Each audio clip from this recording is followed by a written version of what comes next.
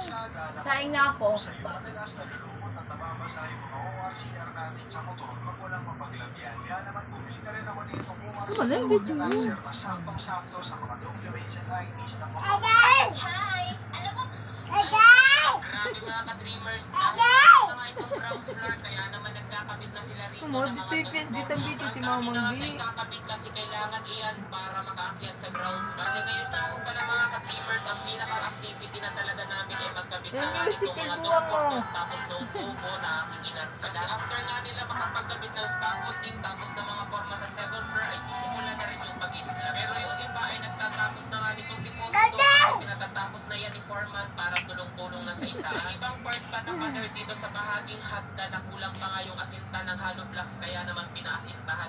Ako na yung laway na cellphone, no? Daday. Sinidimple si Kian.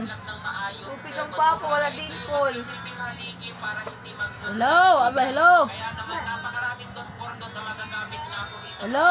Hello. Kasi kung inyong mapapansin, tingnan nyo naman halos tipis-tipis yung pagkakabit nila hindi. Kasi pwedeng malalayo ang agwat yung mga ka-dreamers kasi ang bubuhatin nga. Bulok. Mga ka-dreamers, yung mga bakal na